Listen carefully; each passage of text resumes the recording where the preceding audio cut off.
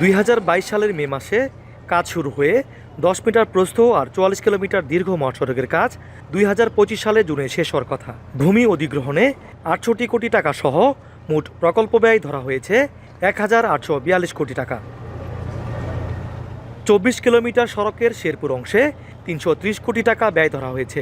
সড়ক ও জনপথ বিভাগ জানায়, শেরপুর অংশে 18 কিলোমিটারের কাজ শেষ হয়েছে।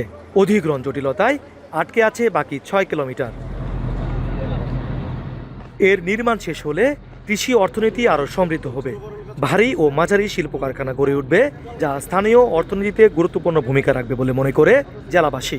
এই রাস্তাটা হলে আমাদের অনেক উপকার হতো। এই রাস্তাটা হলে শেরপুর থেকে ময়মনসিংহ পর্যন্ত খুব অল্প সময়ের মধ্যেই অনেক সময় বাঁচত ব্যবসায়ীদের জন্য। এই রাস্তাটি কিন্তু মানুষের দীর্ঘদিনের স্বপ্ন। শেরপুর থেকে প্রায় ময়মনসিংহ 20 কিলোমিটার রাস্তা কমে যাচ্ছে। জমি অধিগ্রহণ জটিলতায় কাজ আটকে থাকায় প্রকল্পের ব্যয় বাড়ছে। পাশাপাশি শ্রমিক এবং যন্ত্রপাতির খরচও বাড়ছে বলে জানান এই প্রকল্প কর্মকর্তা। 5 কিলো 800 মিটার এখন পর্যন্ত 2 বছর অতিবাহিত হয়েছে, আমরা বুঝিয়ে পাই নাই। বুঝে না পাইয়া আমরা এখন লোকজন নিয়ে বসে আছি, আমাদের কোনো কাজ নাই। গুরুত্ব বিবেচনায় জমি অধিগ্রহণের কাজ দ্রুত সম্পন্ন করা উচিত বলে মনে করেন সড়ক ও জনপথ বিভাগের এই কর্মকর্তা। এই মুহূর্তে এখন আমাদের যদি দ্রুততার সাথে আমরা এই জমি না পাই, তাহলে এই কাজ যথাসময়ে শেষ হওয়া নিয়ে আমাদের শঙ্কা দেখা দিয়েছে। জেলা পরিষদের স্থাপনা ভাঙতে চিঠি দেওয়া হয়েছে। আশা করা যায় অধিগ্রহণ ও যাবতীয় সমস্যা কাটিয়ে জমি দ্রুত সড়ক ও জনপথ বিভাগকে বুঝিয়ে দেওয়া হবে।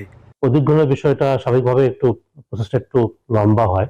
আমরা চেষ্টা করছি যত প্রসেসগুলো খুব দ্রুত শেষ করার জন্য। এর বাইরে অধিগ্রহণের কয়েকটা জায়গা আছে, সেখানে যত দ্রুত সম্ভব আমরা চেষ্টা করছি অধিগ্রহণের কাজটা শেষ করার জন্য, তাহলে রাস্তাটা তাড়াতাড়ি শেষ হবে।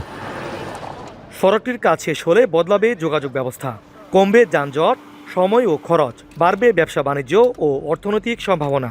জমি অধিগ্রহণ জটিলতা কবে কাটবে, এই প্রশ্ন স্থানীয়দের। জাহিদুল খান সৌরভ, এখন শেরপুর।